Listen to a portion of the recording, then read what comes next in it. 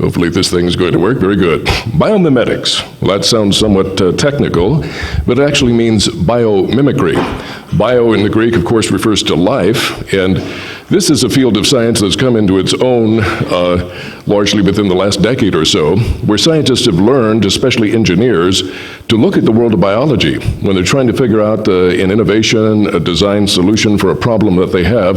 They've learned to look at the world of biology and see if there is a design or innovation already existing in the world of biology that they can simply mimic or copy. So biomimetics simply means biomimicry, copying designs seen in the world of biology. Now, the amazing thing that they've found is that a lot of inventions that we thought we originated, we thought up this invention to fix this problem or whatever, it turns out God already thought of it before we ever did. It was there from the beginning of creation. We didn't know it, but it's already there in the field of biology. So we're going to be looking at both of those tonight. Things that God invented before we ever did, and things that we try to copy because they represent such good design. Now, first of all, we'll take a look at God Invented It First, Part 1. Now, I have Part 2 also available on DVD. Okay, now sign language is something that man thought he invented to help him communicate with people that don't speak the same language or people who are deaf, where verbal, audible communication doesn't work. So you make up a language that doesn't require verbal words to be heard. And we thought, well, we're the first ones to figure that out. We invented sign language.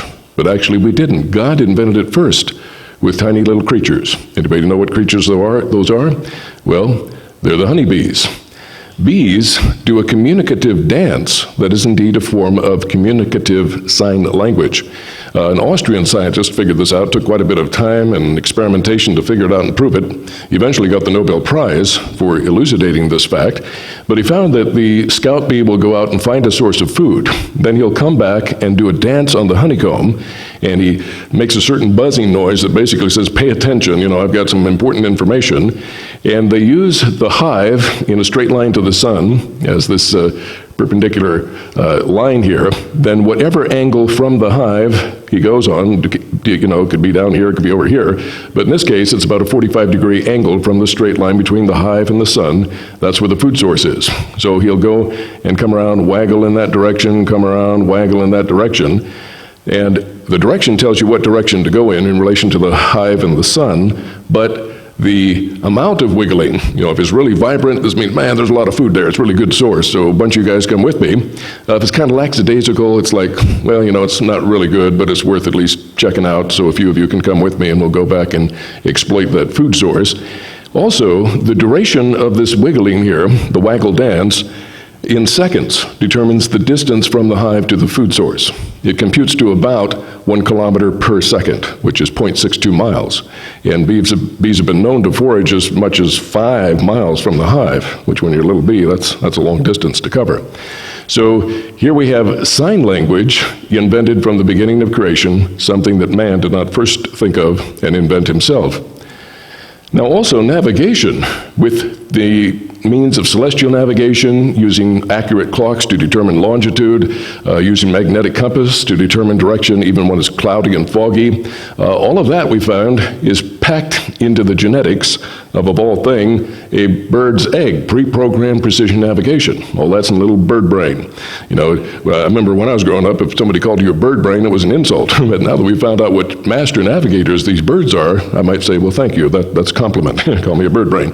Anyway, what's really amazing is we found these same capabilities in insects, such as the remarkable royal monarch butterfly, which has a brain much smaller than that of a bird, about the size of a head of a pin, and yet it has all this amazing navigation capability. It's able to use the sun to determine direction, which is a bit challenging because the sun appears to arc across the sky as the earth rotates on its axis. So there has to be an automatic compensation for that so you don't get off on direction. Also, they have slits in their antennae that are like precision slits that allow them to measure the precise distance of the sun above the horizon. So in that sense, it acts rather like a sextant. Also, they have an internal biological calendar. See, this astronomical data means something. If the sun rose at a certain azimuth on the horizon and it got so high on a particular day, that actually means something about where you are on the globe of the Earth. But you have to take that data, run it through some mathematical formulas. Usually you find that in a navigator's almanac, and that tells you at least your latitude on the Earth. But then you also need to determine longitude. What do you do for that? Well, precision clocks work very well, and that's something that took us a long time to do. The British government had given a big reward for anyone back in the days of sail ships who could produce a clock that would be impervious to the rocking and rolling of a ship at sea.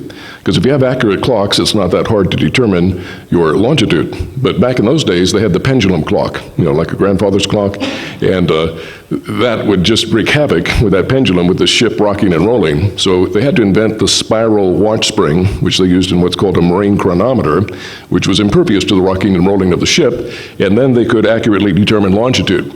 Now it's done by taking accurate local time and then taking the time at the standard meridian, which means 0 longitude. Zulu time in the military, or Greenwich Mean Time, because it goes right through the Naval Observatory in Greenwich, England. If you're a civilian navigator, you might call it Greenwich Mean Time. But it's really the time at 0 longitude, standard meridian. You take and subtract the clocks to find the difference in minutes. Then you take that number and divide it by a certain number, and that determines your longitude. Does anybody know what number you divide by? Well, too bad, so sad for you. You're all going to be lost at sea and drown. The little supercomputer in this pinhead-sized brain on the Monarch computes all of that automatically. But even if that is all there and you know how to use it, there's a problem if it's totally cloudy or foggy and you can't see the sun. You might be able to to determine with the clocks what your longitude is, but you'd have trouble determining your latitude. So in that case, guess what? Monarch has a backup magnetic compass, so it can navigate even in cloudy conditions until it waits for the sun to come out and get more precise astronomical computations. But even all of these instruments that man himself invented, and we have the equivalent in that pinhead-sized brain of the Monarch, even all of that, and knowing how to use it, the Monarch, by the way, did not have to get a master's degree in navigation, go to university. It's already programmed into its DNA, and it gives it amazing capabilities. But all of this isn't worth a hill of beans.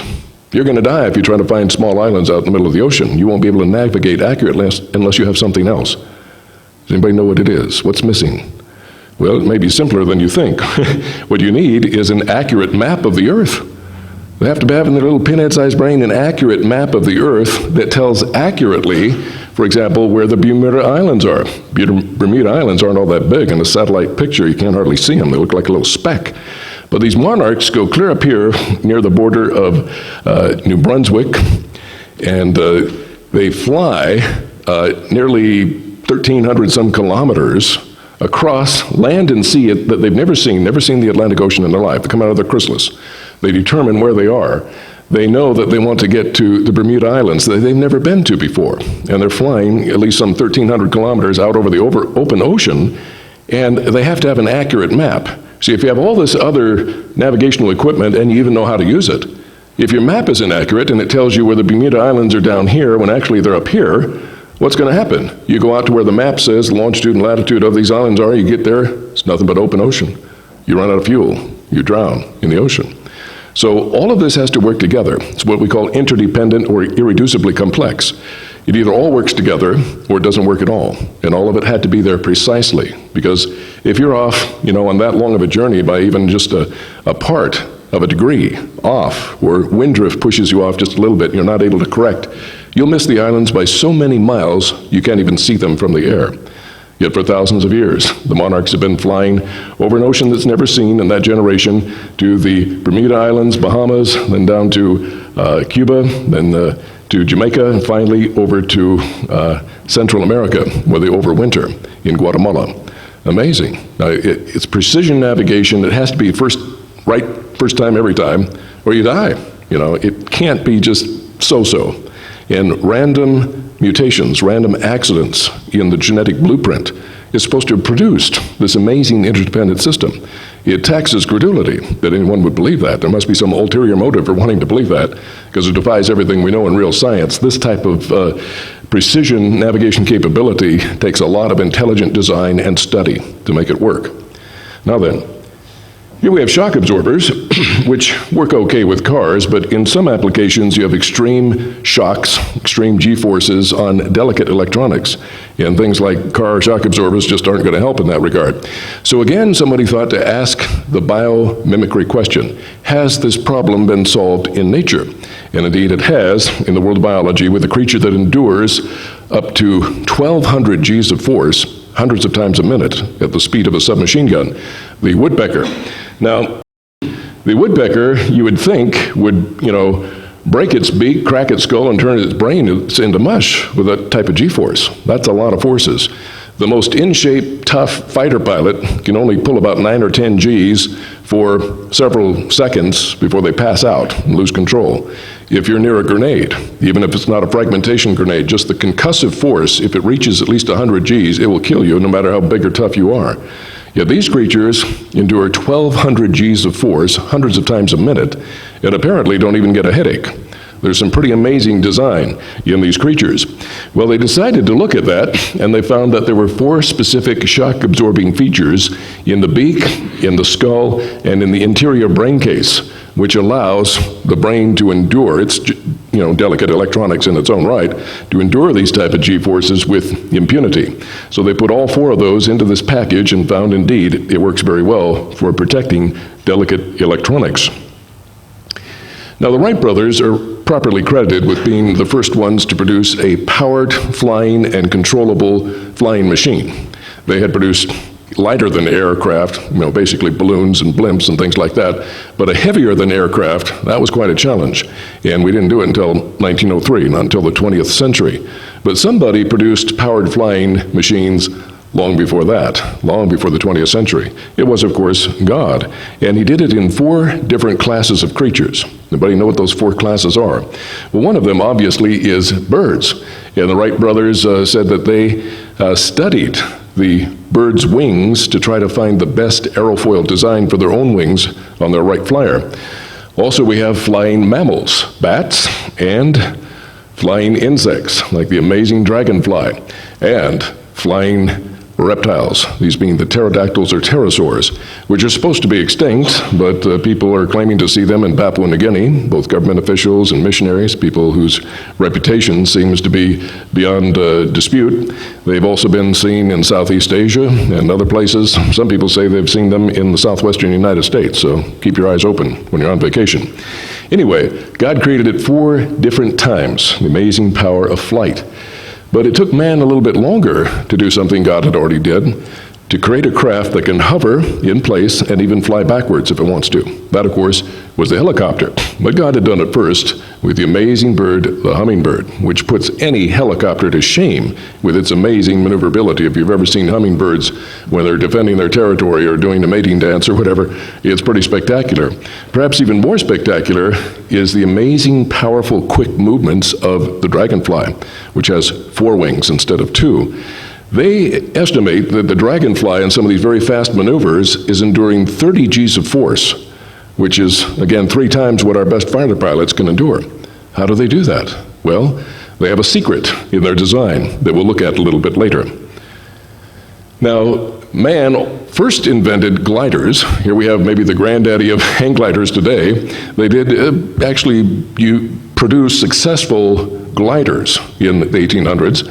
And, you have to run up to a cliff and jump. It wasn't powered, but you could fly pretty well. The Wright brothers themselves produced a glider to test the aerodynamic principles of their design. And it seemed to work pretty well with the glider, so they went ahead and put engines on it, and the rest is history. But man is not the first one to invent gliding machines either. God did it with the gliding fish. It's called the flying fish, but technically it's the gliding fish. To be a flying fish, it would have to beat its wings like a bird and have powered flight. But these fish have these very big, long fins that are actually designed like an aerofoil. So they have lift as they're going through the air. And they go real fast in the water, especially if a predator is chasing after them, jump into the air, spread out their fins that act like wings, and they glide a considerable distance. You do have to be careful, though. If you're out fishing in tropical waters, these things can come gliding across and hit you in the head. So you've got to keep your eye open for flying fish. In the mammals, God created gliders in the form of flying squirrels. Again, a bit of a misnomer. They're gliding squirrels because they don't power their flight, but they have a kind of a parafoil that they produce by stretching out the membrane of their skin and allows them to glide considerable distance, much further than a regular squirrel could just jump, from one tree to another. Now then, George de Mestral, a Swiss electrical engineer. Anybody know what he's famous for? Well, it's not for some feat of electrical engineering. He was fascinated by the fact that when he'd go out walking with his dog, he'd get all these burrs stuck in his pant legs and in his stockings and in the fur of his dog, and being of a scientific mind, he thought, I want to see why those work so well. So he looked at the burr under the microscope and found it has all these little hooks at the end. And they thought, that might have an application that we could actually adapt that design and use it. So he decided to get strips that had on one side hooks and had these loops on the other side, so they'd fit together and stick like those burrs. But if you pulled them off from the end, they could actually detach. It'd be virtually as strong as glue, but they would be detachable. Very, very helpful, of course, and something that probably all of us have used today. It's called Velcro. But the idea came from the design that God put in nature first with the burrs. Now here we have an artificial lure. It is designed to look rather like a fish, and it has this device in the front that catches the water and makes it look like it's swimming, wiggling back and forth to attract the attention of the fish. And it is, pretty effective. The fish doesn't realize it's not real. It's swimming like a fish, pretty much looks like a fish. The fish grabs it, not realizing that the fish itself is going to get caught because it is an artificial lure. But even fishing with artificial lures is not something man invented first. God invented it first with the appropriately named angler fish, okay? The angler fish, has this movable wand, and at the end of the wand it has cells that produce bioluminescence. Bioluminescence is a form of biological light that is produced by an oxidative process by mixing a chemical called luciferin and an enzyme called luciferase. Of course, that sounds like Lucifer, because before Satan fell, his name actually was a good name. It meant he who emanates light, or who bears light. So luciferin and luciferase combine to produce this oxidative process that produces bright light, and yet it's cool. It's not like our incandescent light bulbs that give off a lot of heat, actually waste a lot of energy. This is an extremely efficient form of light. Anglerfish usually live rather deep in the ocean, where it's so dark you can't really see them. And so when it, when it waves this bioluminescent wand, it looks like maybe a little worm or something swimming around. The predatory fish sees, that looks like a meal. It dangles it in front of its mouth. When the predator comes in to get it, it pulls it out of the way, and the fish goes right into the angler's mouth. So fishing with lures, artificial lures, is not something new. God invented it first. Now, solar panels seem to be something of modern technology to man, but it's really a very old concept. It goes clear back to day 3 of the creation, when God created plants. The concept is to take one form of energy, solar energy, and convert it into another useful form of energy. These convert solar energy into electricity, which in our technology is very useful. But in the plant kingdom, converting solar energy into chemical energy is what you need. And by the very complex process of photosynthesis, that's exactly what plants do. We use leaves, or God used leaves as solar panels. And the leaves have a very complicated system in them with chloroplasts and chlorophyll that through the Calvin cycle and photosynthesis convert sunlight ultimately into chemical energy in the form of sugar. And that powers the whole plant kingdom. And of course, animals eat plants, and some animals eat animals that ate plants, so it goes right down the food chain. It's the main, real source of power for the living world. Ultimately, conversion of power from the sun through photosynthesis. And it is so complex that we would like to be able to copy it directly, make something just like it. But it is so technologically advanced that if we were to start from scratch and try to create a working chloroplast, it would be beyond our technological capability. Neither could we start and create any kind of living cell from scratch. It's that complex. A single living cell, even a prokaryotic bacterium, is more complex than any machine man has ever created, or really ever dared dream of creating. They operate like a factory city, having many of the same features of a city, and yet this city builds itself, maintains itself, repairs itself automatically, and then can reproduce itself producing virtually exact copies of itself over and over and over again.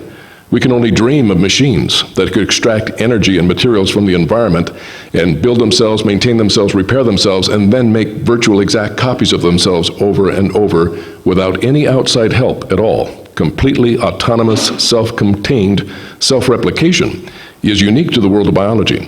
With men, this is impossible, but with God, all things are possible. Anyway, the concept of converting solar energy into a more useful form of energy, nothing new. God did it first on day 3.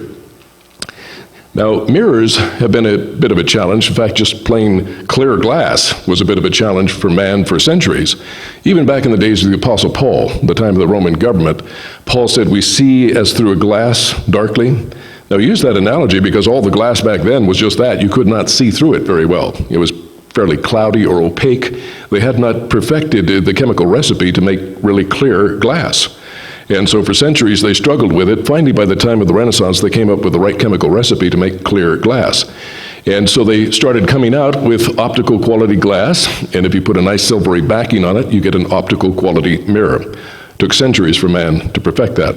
In fact, by the time of Sir Isaac Newton, they could produce such good mirrors that he decided to make the first reflector telescope in history, which is named for him to this day, the Newtonian telescope. And the reason was, it's a bit hard to make large objective lenses for focusing an image. The bigger you make them, the more difficult it is to make them work right. But it was a lot easier to make large mirrors. So use what you can do well. He made the reflector telescope. But long before man or Sir Isaac Newton or anyone else had the ability to make good optical quality mirrors, God had already made them in a number of sea creatures. Shrimp have them, lobsters have them, and among fish, we have an amazing fish that has optical quality mirrors also. It's called the spookfish. I think it's called the spookfish because it spooks so easily. It can see nearly 360 degrees, both above it and below it simultaneously. It has compound eyes, an eye that looks up on each side and an eye that looks down simultaneously. The information from both those eyes goes to a single brain that processes all that information at the same time. Very sophisticated brain for a fish. And we'll give you a cross-section of what that eye looks like. So here we have the eye that looks up, and it uses a regular lens to focus an image on this retina here. However, for things down here that come up, they actually get reflected off an optical quality mirror that bends and focuses an image on this different retina here. Both of those images go to the brain and gives it visual awareness nearly 360 degrees in all directions. So it is indeed an amazing design. It took man a long time to invent optical quality mirrors, but God did it from what day did God create fish? Anybody know? Day 5 of creation, according to the Bible. Okay. Now, sonar, or what we call echolocation, bouncing sound waves off an object and then receiving the sound waves back, determining from the amount of time, knowing how long it takes for them to go and come back, tells you where, for example, an enemy submarine is, what depth it's at, what direction it's going, how fast it's going. All of that can be interpreted by these reverberating sounds in echolocation or sonar. And this pretty much came into its own in World War II and has been improved upon, of course, since. But long before man used it to hunt U-boats in World War II, God had invented it in other creatures. One obvious example, of course, being the bat. You notice bats often have big ears. Well, that's not just for looks, although it may not look all that good. It's there for a purpose because they send out these high-pitched sounds and their ears receive reflections off little things like mosquitoes and gnats. Imagine in virtual total darkness, without being able to see them, you can track a little creature no bigger than a gnat that's trying to evade you, like in a dogfight, and you can maneuver and trap it in your mouth just by the sound reflections on something that tiny. It is more precise and amazing than our sonar, and it's been there for thousands of years. Also, God created it in marine mammals, like the well-known example of the dolphin. The dolphin has nasal sacs here that are musculated and can produce loud clicking sounds. These clicks actually pass through a sound lens, or a sound melon, that has very unique lipids, or fat cells in it. The lipids actually concentrate the sound, acting like a lens, not for light, but for sound. And so it can have a narrow band where it's looking around. When it finds something, it can track it very, very effectively. Now, the reverberating sound echoes back and is picked up by a similar lipid structure that is very sensitive to these sound waves in its lower jaw. And of course, that reaches right up to its ear. Then its brain processes how long it took for that echo to come back. And that tells it the same thing like when we're tracking a submarine. How deep is it? What direction it's heading? How fast is it going? And what the solution has to be to intercept it. So they've proven that these are incredibly accurate. They've done tests like in muddy water where you can't hardly see, hardly in front of your hand, like a fog. And they'll throw in something like a quarter and a nickel, or it might have been a nickel and a dime, I don't remember exactly, but two coins that are not much different in size. And they'll train the dolphin to go after the nickel and forget the quarter. It's that precise. And just by echolocation alone, not by sight, they can do that. It's truly amazing, but it's not something man thought of and started using in World War II. God thought of it first and put it in animals from the beginning of creation. Now here we have a paddle wheel boat, which today are used just for nostalgic cruises. They're not used commercially because they're not efficient. There's a much more efficient means of propulsion than this. But when this first came out, it was the best they had. You had steam engine, you could have a rocker arm that would turn a wheel. They found, well, if that works on the wheels of trains, it would work on a paddle wheel on a boat, and that's exactly what they did. However, a much more efficient design, this is only engaging part of the apparatus in the water, so it's not that efficient. Much more efficient design is what's called the screw propeller. All of that is under the water. All of its surface is constantly pushing the water. So it is much more efficient and powerful than the paddle wheel. And that's why, again, paddle wheels are only used on nostalgic cruises, not for efficient commercial means of transporting goods and things like that. Now, the man who invented the screw propeller, I believe he tested it out first in New York Harbor. And he went out and exceeded the speed limit on purpose. So the police came out in their paddle wheelers trying to catch him and give him a ticket, and he just ran circles around him all day. So it made the news. This guy, he can't be caught by the police. He's got a souped up, boat of some kind. They didn't realize what the secret was, but it was because he had invented the screw propeller. But the very efficient screw propeller for rotary propulsion like that is not something new that man invented. God invented it first, and he invented it on the world's smallest rotary propulsion system on the world's tiniest submarine. And it's not in the book of Guinness World Records because it's not something made by man. It was made by God. And it happens to be the rotary propulsion system in the E. coli bacterium. This has 40 complex protein parts involving true wheels, rotor, stator. It has up here this kind of twisted protein filament that actually acts like a propeller. As it twists around, it rotates and gives propulsion, much like a propeller. This has been called by Howard Berg of Harvard the most efficient machine known to exist in the universe. It operates at nearly 100% efficiency. Now you compare that to machines man has made, it's a whole lot more efficient than anything we've ever been able to create. For example, if you have like a standard V8 car, you might be lucky to get 12 to 15% efficiency. In other words, the amount of work or propulsion you get out of the potential in a gallon of gas, you're only getting about at most 15%. If you have a really good economical car, you might get in the range of 30 to 40%. If you switch to electrical engines, you can do better. I think Tesla recently came out and claimed, although others have disputed it, they claimed they get as high as 75% efficiency out of the electrical engine in their new cars. Others say it's only about 68%, but we'll give them 75%. That's not anything compared to this, which is like 99.99%, very close to 100% efficiency. Now, no engine can attain 100% efficiency because of the second law of thermodynamics. Any kind of motion or anything generates even slight amounts of heat.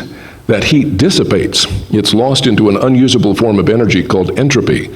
And because anything that goes on generates at least some entropy that cannot be recouped, it is lost. So you can't even break even when it comes to the second law of thermodynamics. But this comes closer to breaking even than any machine in the history of the world. Nearly 100%. And it has been studied extensively because of that. So it's not only incredibly efficient, it's also incredibly powerful. This part of this machine here rotates. It's not an electrical motor, although it operates somewhat like an electrical motor. Electrical motors use the flow of electricity, which is basically negatively charged particles, electrons. This uses positively charged protons, hydrogen ions, that flow through this apparatus like a water wheel and spin it. And that, of course, complex metabolic processes have to produce the energy gradient that causes the flow of protons through this. So it's called a proton motive force rather than an electromotive force. But it's able to spin at an amazing up to 100,000 RPM, 100,000 revolutions per minute. Now, it has some kind of reduction gear in here, so the propeller filament itself doesn't actually twist at 100,000 RPM. But the machinery down here is actually twisting that fast. It's an amazingly powerful machine. Because of that, it can swim through the water like a little submarine real fast. In proportion to its size, it's amazingly fast. Usually it'll only move, maybe 15, 20, maybe 30 body lengths per second. When something's very small, they usually measure its speed, not in terms of us because we're so big, but in terms of its own body length. How many body lengths of its own can it go through in 1 second time? Well, when it gets excited, this thing cranks up to 100,000 RPMs and it can go 65 body lengths in 1 second. That's fast. Now, to put that in terms we can understand, what if we were to take this little E. coli bacterium and enlarge it until it's the size of a 20-foot long mini submarine? Say a mini submarine that has 2 people in it and it has electrical motors, to give it propulsion. It's just 20 feet long. If that electrical submarine, 20 feet long, could go 65 of its lengths in 1 second, how many feet would it go in 1 second? 1,300 feet in 1 second. Anybody know what the speed of sound is in feet per second? It's about 1,088 feet per second. So this thing is going faster than Mach 1, the speed of sound, if we were just to make it as big as a 20-foot mini-sub. That's pretty amazing propulsion, to say the least. It's even worse because this is not going through air, which is not nearly as dense as water. Going through water, you have much more resistance because it's much denser. But it's even not valid to say that. When you're this small, like a bacterium, water molecules themselves are so big and thick and viscous that in relation to the size of this little submarine, it would be like trying to plow through peanut butter at greater than Mach 1 speed if it were a 20-foot long submarine. You think we could make an electrical-powered submarine 20 feet long that could go greater than Mach 1 through peanut butter? I don't think so. This is amazing. Not only is it amazingly efficient and amazingly powerful, it's also amazingly resilient. This thing could be spinning 100,000 RPM and it smells some food back over here and goes, oh, I need to back up. Spin 100,000 RPM, it stops in 1/4 turn and reverses instantly. Now imagine doing that with our machinery. You're going down the freeway at 75 miles an hour. Oh, I missed the exit. That's okay. I'll just shift it into reverse. Yeah, you'll destroy your transmission. We can't, with our machinery, make such incredibly rapid changes without destroying the machinery. This does it with impunity. It's incredibly resilient, powerful, and efficient. So it's been studied for years. Millions of dollars of research have been spent on it. But the main thing they think that they figured out about it is that it happened by a bunch of blind, random, accidental changes in the DNA code. God help us. Where in the history of the world have we seen any kind of a code or language arise by time and chance and natural laws of chemistry and physics? Answer, nowhere.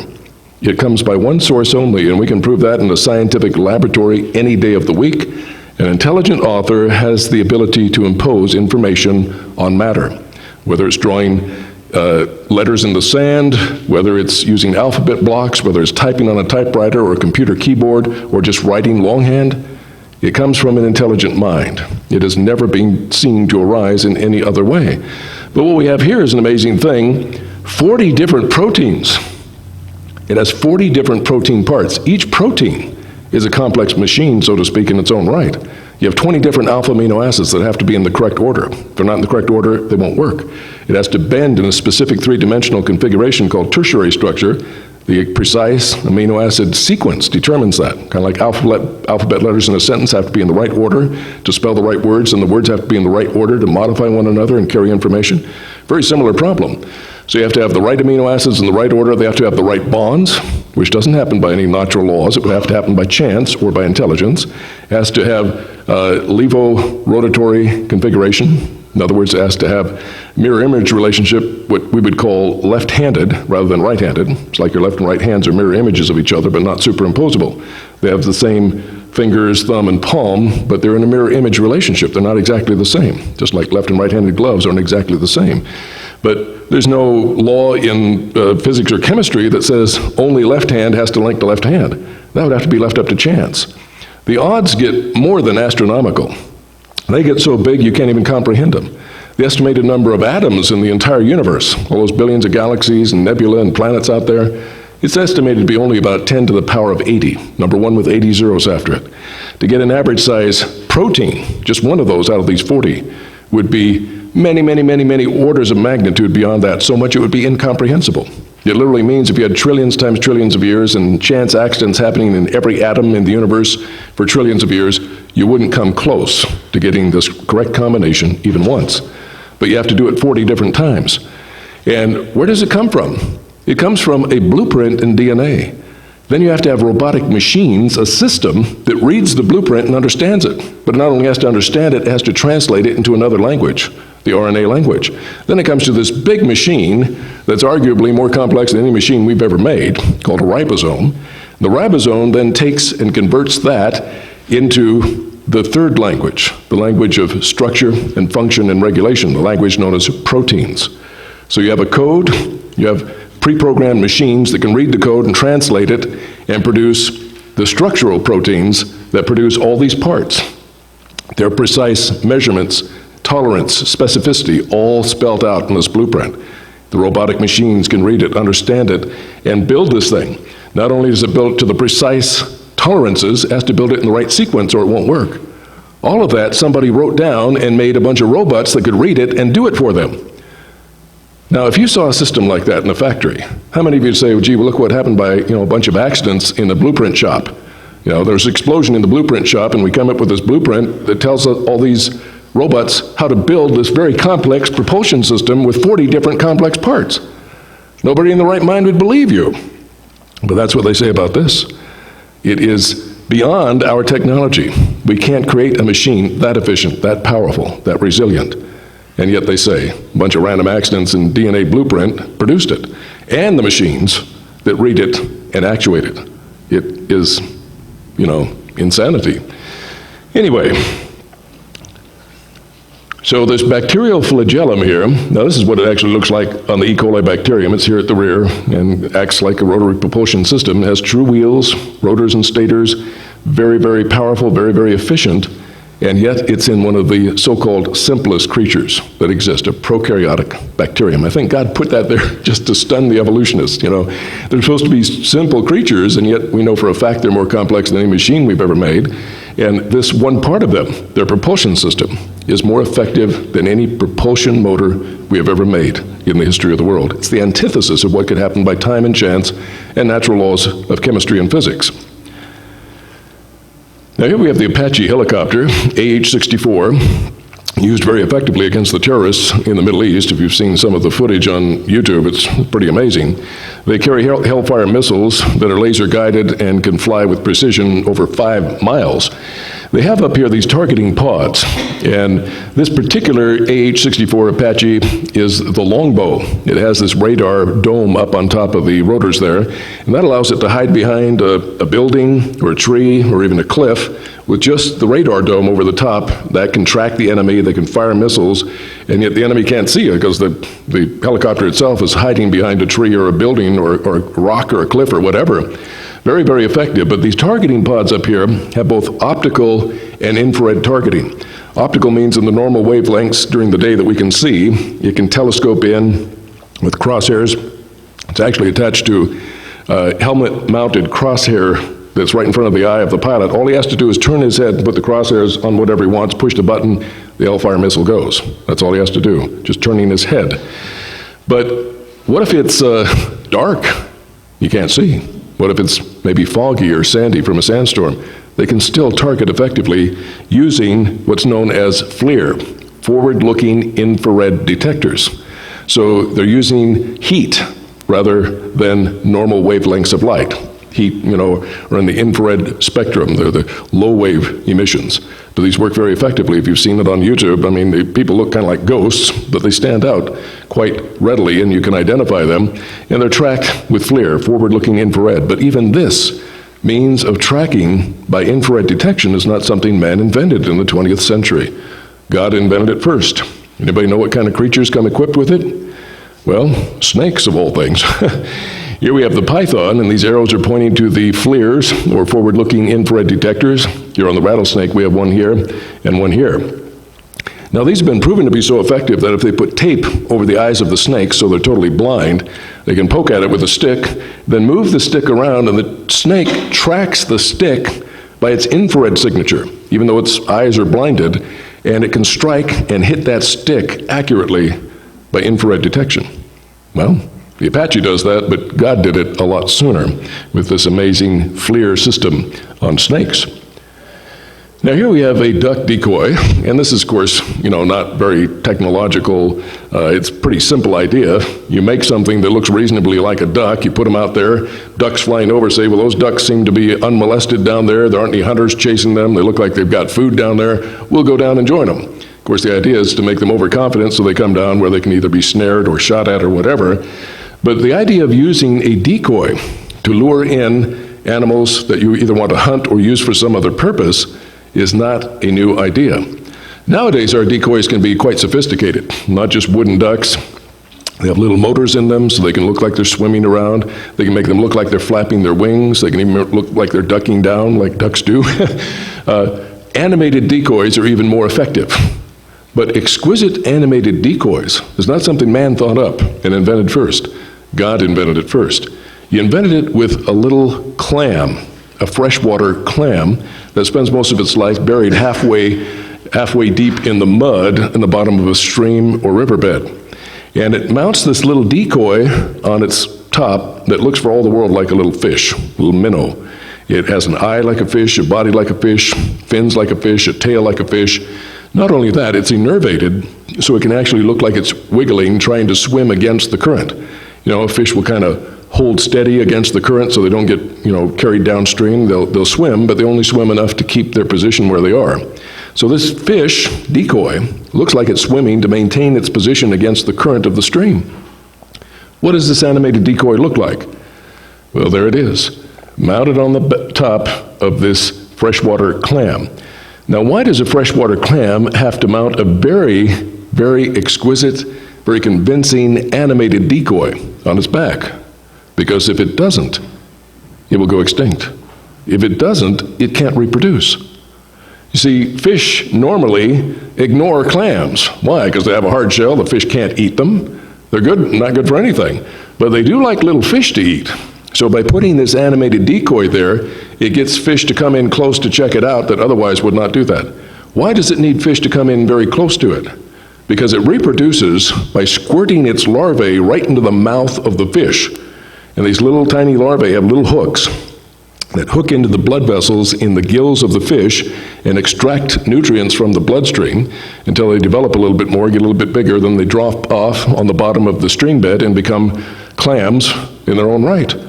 So if this clam is not able to get fish to check it out, come in really close, and then somehow it's able to detect exactly where the fish is at the right time in the right place and squirt its larvae into its mouth, if it couldn't do that, it couldn't reproduce, it would go extinct as a species. But God made this exquisite animated decoy to make sure that the fish will come in close to check it out, and therefore they can reproduce. Well, I think, something much simpler would have worked. Evolution, you think, would have been the most simplest thing, right? Remember the anglerfish? Something that just looks like a little worm? Doesn't have to look like an exquisite fish that looks like it's swimming. Just something that looks like a little wiggling worm would do fine. Much simpler, much easier to evolve.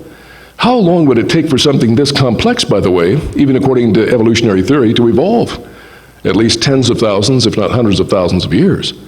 Well, how do you reproduce in the meantime? You can't get the fish to come in close enough to get your larvae out, and if you can't do that, you go extinct.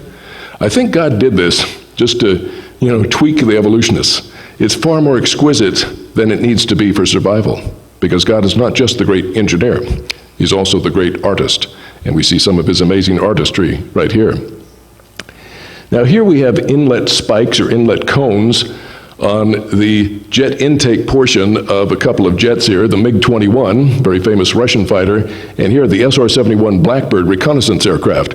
The SR-71 is capable of Mach 3.3 times the speed of sound. Probably could go faster than that, but they admitted to that.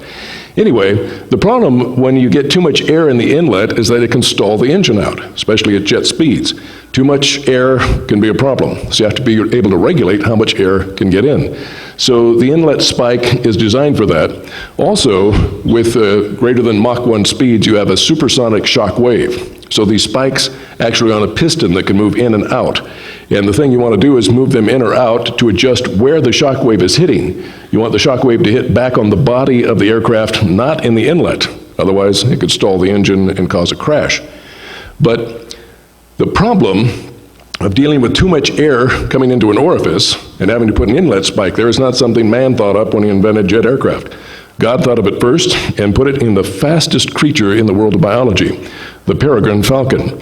Recently, National Geographic clocked a peregrine falcon diving at 242 miles an hour, world record.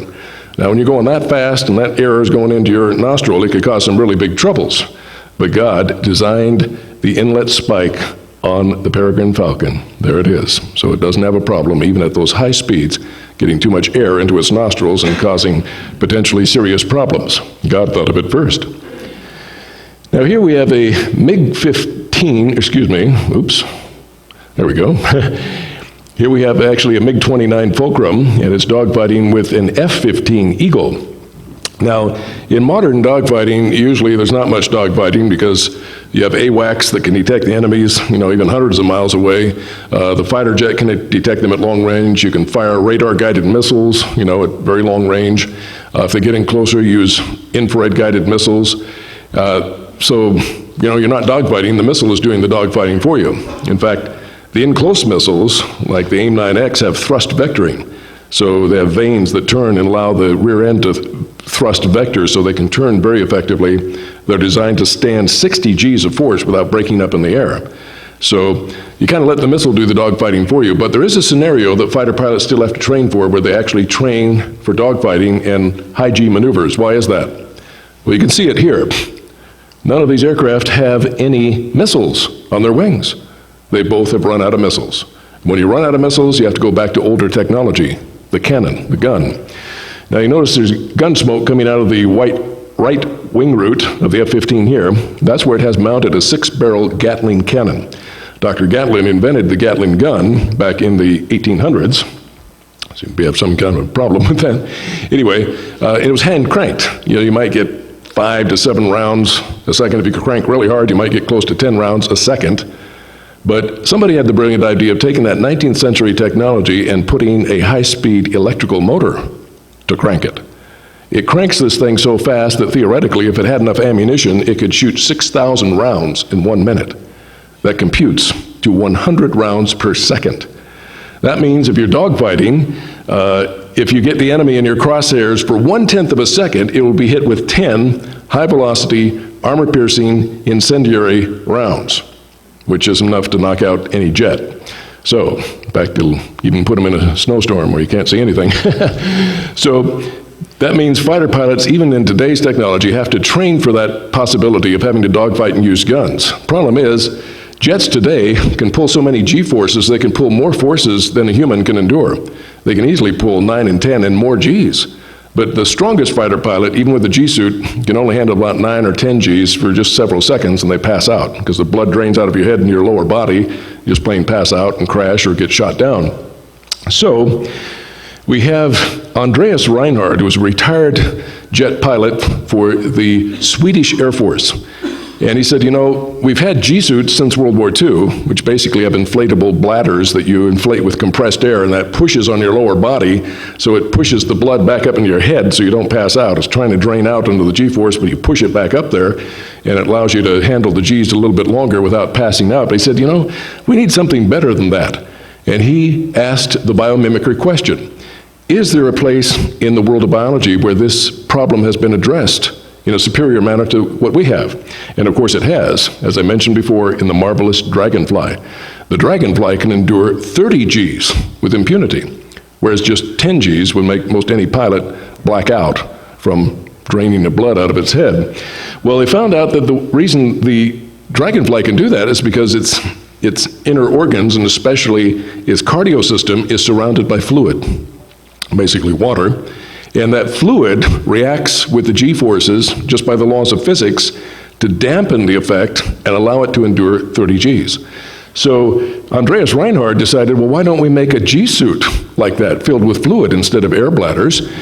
And he called it the Labelle G-suit. Anybody know what Labelle means in German? It means dragonfly. So it literally means the dragonfly G-suit. This has beaten everything in the world.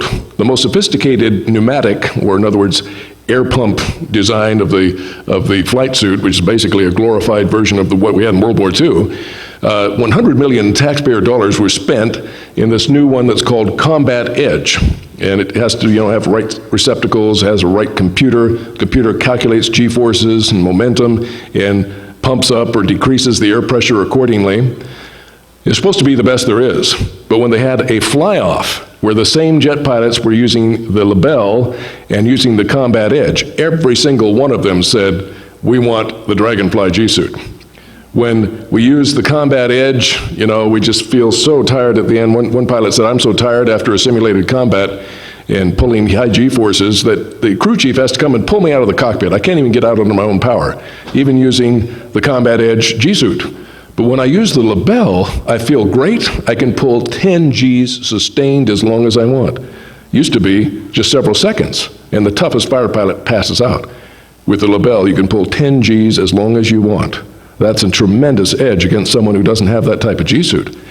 And he said, at the end, I feel great. I can get out of the cockpit under my own power. There's just no comparison. So this is a far simpler and yet a far more effective solution to the problem of G-lock, of losing consciousness because of G-forces pulling the blood out of your brain. And so this is going to be a world beater, and it was figured out by looking at God's superior design in the Dragonfly. Now here we have a couple of pilots, and typically, especially in jets, but even in automobiles and propeller-powered aircraft, you have a windshield, and in the case of fighter jets, of course, we call it a cockpit canopy. The idea is that, the wind forces as you're traveling at high jet speeds would be just intolerable, even with your helmet and goggles, it'd be pinning your head to the back of your seat. You wouldn't be able to turn around and look around in a dogfight. So you have to have something that protects you, a shield, but it has to be clear and transparent so you can see out and navigate and dogfight or do whatever you need to do. But this idea of a clear shield to encompass the pilot and his eyes and head is not something new that man figured out in the 20th century. God invented it first. And he did it in an amazing creature that he created on day 5. This amazing creature is called the barrel-eyed fish, and we never had a good picture of it until just recent years. It was known of since the 30s. They'd drag them up in nets, but they were usually pretty torn up. You couldn't really see fully what they really looked like altogether. But recently, they got good photos of one, and it looks like this. It literally has a crystal clear glass canopy, so to speak, plexiglass canopy. Of course, it's made out of biological material. Now, this is its mouth, but these things here are not eyes. Those are its nostrils. They're called nares. They are kind of underwater nostrils, olfactory mechanisms. The eyes are inside the clear canopy here. They're kind of this barrel-shaped form here and here. These green domes here are actually the lenses of the eyes. And it's in this barrel formation that can move forward, so the eyes can look forward, or it can turn straight up and look straight up. That allows the fish to swim horizontally while it's looking straight up. Why is that helpful? Well, this fish feeds on fish trapped in the tentacles of jellyfish. So it swims along with its eyes angled up. It swims horizontally, but its eyes are looking straight up, and it's looking for the silhouette of these jellyfish. When it sees them, it rotates its eyes forward, and it swims up to the jellyfish, and it can actually rob fish out of the tentacles of the jellyfish that have been paralyzed by the neurotoxin in the jellyfish tentacles. Now, of course, you need protection. These delicate eyes, if they got hit by those neurotoxins and the jellyfish tentacles, would be destroyed. But it's the same idea. You protect your eyes, you protect your head with a clear shield that you can see out of, but it gives you protection. And indeed protects these eyes very effectively from those otherwise devastating neurotoxins that you find in the tentacles of jellyfish. Clear glass canopy, so to speak, God thought of it first in the amazing barrel-eyed fish. Now, modern pilots are blessed with something that early pilots wish they had, an autopilot. Nowadays, it's quite sophisticated. It's tied into GPS, and that can help you even with wind drift. You know, if the wind is moving you, the old autopilots didn't work quite as well, but the GPS keeps you constantly correcting for wind drift so you don't get blown off course. And pilots can relax. A lot of them sleep. They shouldn't, but, you know, you're not supposed to sleep, but you are supposed to be able to relax. But something as sophisticated as an autopilot is not something that man invented in the 20th century. God invented the autopilot first, and he invented it in this amazing bird, the swift. They have now proven, by using little tracking mechanisms on these birds, that they can stay well more than 6 months in the air without ever touching the ground, day and night. In fact, if it weren't for the fact that they need to breed and lay eggs and raise their young, if you had a confirmed bachelor swift, so to speak, he could stay in the air his entire life and never touch the ground. That's because they fly down and skim water off the surface of lakes. They don't have to stop flying, they just skim it off the surface. They eat bugs in the air, that's their food. You have food and water. Well, don't they have to land? Don't they have to rest? No, they're so aerodynamically designed and can fly so easily that they even sleep on the wing. Now they do that by shutting down half their brain. It's kind of like when your computer goes into sleep mode, so it saves on energy. It's still working, but it shuts down most of its energy. It goes into sleep mode. Well, they go into sleep mode. They rise to nearly 2 miles high, about 10,000 feet, and they start flying in lazy circles because they want to stay over a certain area. It might be where their nest is, or it might be where there's good feeding on insects. But in one night, a significant wind can push that circle where you're miles away from where you want to be by the time of daylight. But when they shut down half their brain, the other half of their brain has an autopilot that kicks in. And that autopilot is so sophisticated that it detects very, very accurately the wind drift and automatically compensates. So it speeds up on one part of the circle, slows down on the other, and maintains equilibrium against the wind force, better than any of our autopilots. In fact, here we have the testimony of Johann Bachmann, who is a professor at Lund University in Sweden and an expert in bird navigation. He said, "We have found that swifts have an extraordinary ability to perform orientations in relation to wind. Even the most advanced planes with good navigational instruments will probably be unable to judge the wind drift like this. The remarkable thing is that they do all this while flying through the night and sleeping on the wing at these very high altitudes." Wow. An autopilot that works with half a brain and works better than any of our instruments in the 21st century. God thought of it and orchestrated it first. Now, Henry Ford is famous for exploiting the virtues of the assembly line. When they first started making cars by hand, they'd have several craftsmen that all worked on the same car until they got one car done, and then work on another. But Henry Ford realized if we use the assembly line process, you have just one worker who's skilled at just one job, and at each stage of the assembly line, that one worker does his job, it passes on, another one does his job, until at the end you get a beautiful finished product. Far faster, far more efficient, and therefore they could sell cars for a much more reasonable price. I think it was FDR who said, I promise you're going to have a chicken in every pot and a Tin Lizzie in every garage. Well, Tin Lizzie was like a Model T or whatever, but it made cars affordable for the average person. But the idea of an assembly line, where you have a product that starts out simple and then it's progressively worked on by workmen along an assembly line until you have a finished product, that's not something new. That was there from the beginning of creation in our cells. They're called metabolic pathways, but they act very much like an assembly line. Now, in 21st century, of course, we have a lot of factories where most of the work is done not by humans, but by programmed, computerized robots. This particular factory that produces a certain model of the Mercedes-Benz, almost all of the work is done by programmed robots, very little human involvement. But this is not a new idea. In the metabolic pathways, we have the efficient, very complicated equivalent of these robots, except they're more complex than these robots, called enzymes. And as the chemical substrate passes down the assembly line, so to speak, the metabolic pathway, these complicated robotic enzymes do their job until you get the finished product at the end. A classic example of that is the Krebs metabolic cycle, or citric acid cycle as it's sometimes called. And this is just one cycle of many other precursory metabolic cycles. If we had a chart up here, we'd have to use most of the ceiling to draw all these metabolic cycles that are precursors to finally the substrate coming into this important cycle, where you have at least 8 robotic machines called enzymes that do their particular job until you get the final necessary product. So assembly lines is not something man came up with. God invented it first, and if he didn't, you and I would not be alive to think about it and talk about it tonight. Now here we have the Azimo two-legged walking robot. Looks somewhat humanoid because it walks on 2 legs like a human. Honda is very proud of this. They started out in the 20th century, and by now in the 21st century, these are rather sophisticated. They've got them with sensors now that they can walk around. They'll avoid a table, they'll avoid a chair, they won't stumble over it. If they come to a stairway, it actually recognizes that's a stairway, and it will walk up the stairway, turn around, and walk back down, without any remote control, just by its own ability to sense and understand its environment. That's pretty amazing. You know, I'll put my hats off to them for that. But sophisticated two-legged walking robots are not something that man invented first in the late 20th century. God invented it first, from the very beginning of creation. And in all cells, other than bacteria, which means the cells of our bodies too, these two-legged walking robots are absolutely essential for life. If God did not create them, no life could exist as we know it, that use eukaryotic cells at least. Now, these could have been, I guess, like trucks, but God used two-legged walking robot to do it.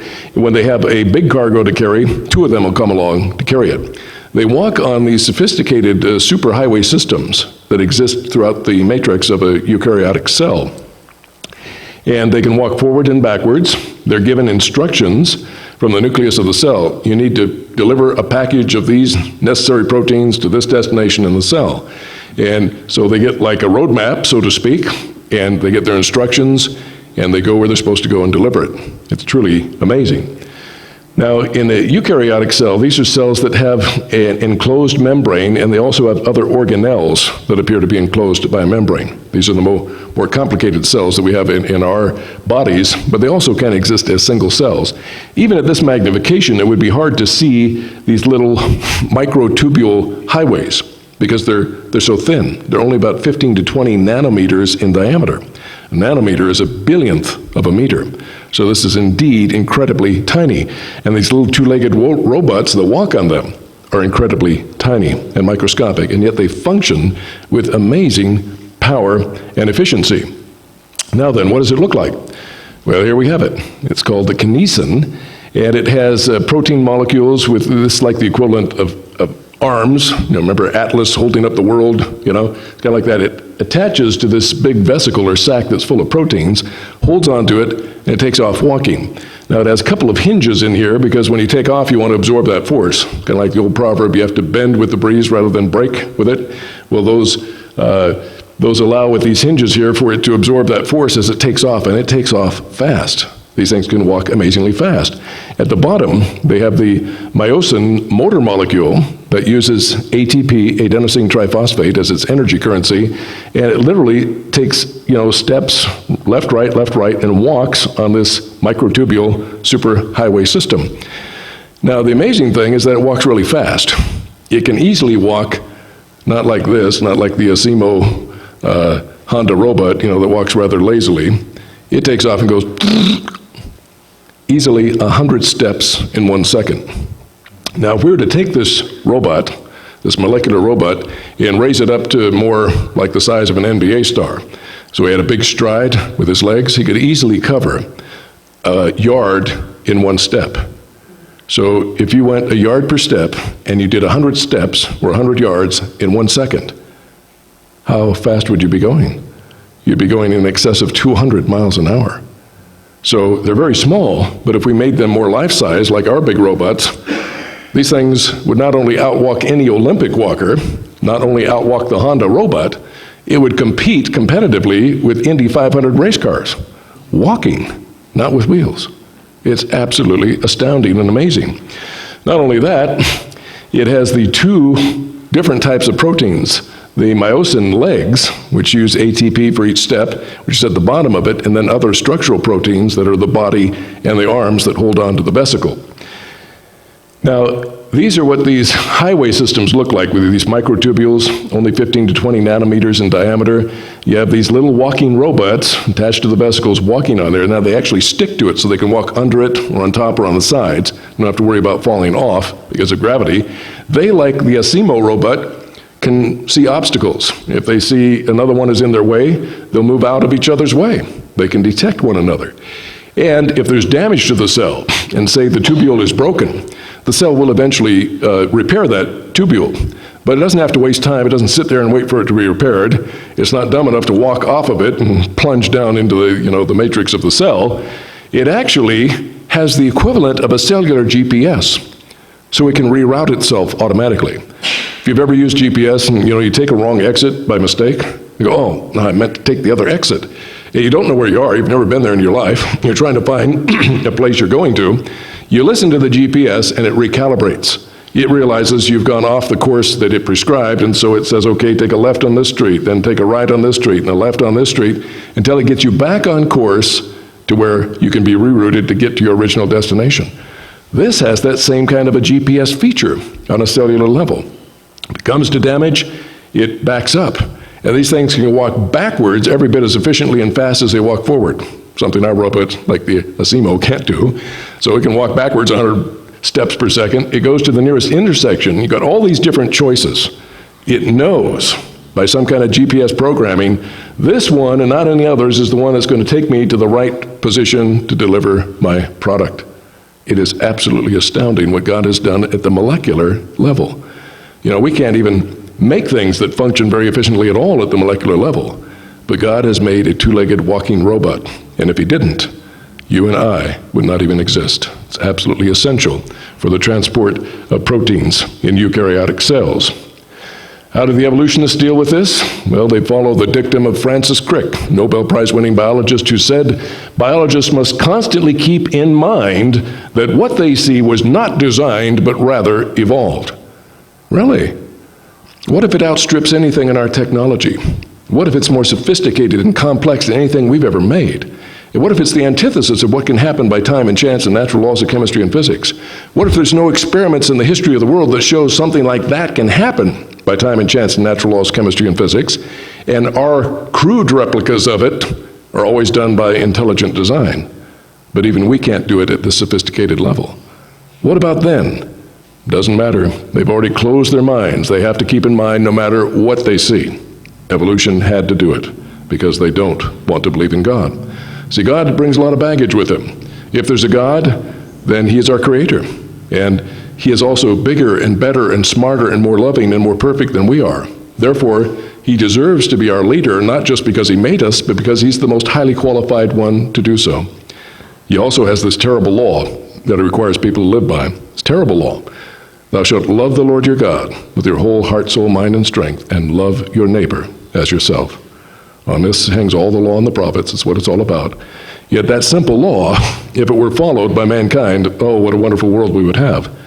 Yet many men would not have the power, the prestige, and the wealth that they have if they obeyed that simple law of loving your neighbor as yourself and loving God, our Creator. So they would rather hide behind the facade of evolution. As Jesus said in John chapter 3, this is the condemnation. Light has come into the world. Light, truth. Jesus said, I am the light, the ultimate expression of truth. Light has come into the world, but men loved darkness rather than light because their deeds were evil, and they hate the light. They will not come to the light lest their evil deeds be exposed. If we expose evolution as a fraud, creation is the only other alternative, there is a creator, then we're accountable to that creator.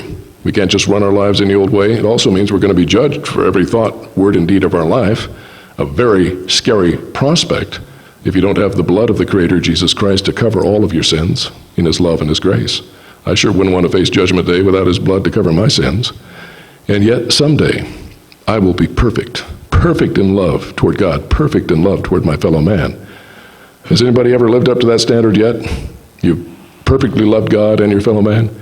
But the good news is someday we will. By the power of God, when we see him, we will be like him. And we will be like Jesus Christ, perfect in love toward the Father and toward one another for all eternity. Well, that's something worth living for and believing in. Much better than evolution that just says you die, you rot back into plant fertilizer, and that's the end of you. You'll never even remember you ever existed or accomplished anything. It's just oblivion. I'd much rather be a royal member in the family of the King of Kings and Lord of Lords and have a kingdom of love forever.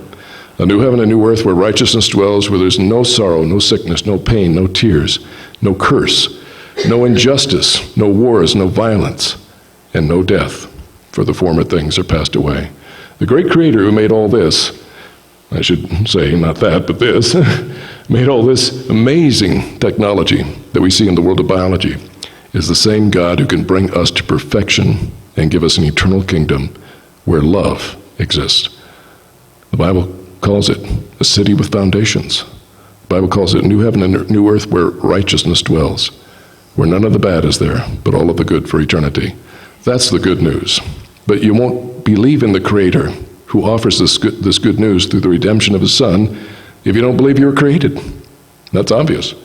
So don't believe the lie. As Jesus said to His disciples, "Blessed are your eyes, for they see, and your ears, for they hear. For I tell you, many have willfully blinded their eyes and their minds and their hearts to the truth, and they will miss the love of God for eternity." Not because He wants it, but love cannot be forced, I mean, God can't say, "I love you so much, I'm going to force you to live with me and bow down and worship me and serve me for eternity." That would not work. You'd be hated, you'd be resented. You just have to let Him go. The loving thing would just be to say, "I love you, I want to give you all this, but if you insist, I will let you go. Because if I force you to love me, you'll just hate me." But God, in His grace, has sought peace by allowing all of us to choose our eternal destiny by accepting or rejecting the truth that He exists and the truth that He has given us redemption through Jesus Christ. That's truly the good news. Now, God's attitude toward those who just willfully reject the truth is that they are without excuse. As it says in Romans 1:20, "For ever since the creation of the world, His invisible nature and attributes, that is, His eternal power and divinity, have been made intelligible and clearly discernible in and through the things that have been made, His handiworks." We've looked at just some of His marvelous handiworks tonight. So men are without excuse, altogether without any defense or justification. You want to get a preview of the judgment day? God's going to say, "What did you do with my handiworks? Did you say they happened by chance and natural laws of chemistry and physics when there's no intelligent basis to believe that?" Because that's the bottom line of your accountability. Even the heathen in the darkest jungle who've never known modern civilization, they can see there has to be a Creator. They can call out to Jesus because one of His names is Creator. And what does God's Word say? "If you seek me with your whole heart, you will find me." How did the heathen in the past find God? The Bible says every nation, tribe, and tongue will have redeemed saints among the redeemed of God. A lot of those nation, tribes, and tongues existed before the gospel ever took place. And yet they'll be counted among the redeemed, it says, because they could see the work of the Creator and call out to Him in faith. And God said He overlooked the times of this ignorance. But now that we have the full gospel, the gospel is the standard by which you're judged, but those people back then were judged by a different standard. If they could see the creation and call out and ask for God to save them and help them, if you're faithful in little, you'll be faithful with much. God could easily judge that they would have accepted the gospel if they had exposure to it, because they're accepting the light that they do have. Today we have scientists who know so much more than scientists have ever known in the history of the world. They're even more without excuse. And yet there'll be heathen on the judgment day that called out to the Creator by faith with what little light they had and got saved. And they'll sit in judgment on these scientists today who had so much more knowledge and yet rejected it. Not only for themselves, wickedly, stubbornly, they reject it and teach the lie to our children, try to lead them on the broad path to ruin. For that they will have the greater judgment if they don't repent. So I pray they will. Pray for them too. Anyway, we've run out of time. I do have this available on DVD. Biomimetics Part 1, the one I did tonight. I also have Part 2, which is on the same subject of biomimetics, but using many other different examples. So I thank you for taking the time to come out tonight. I'll be back at the DVD table if you have any other questions. Pastor, we'll have you come forward and close us out with a word of prayer if you would. And thank you very much for your attention.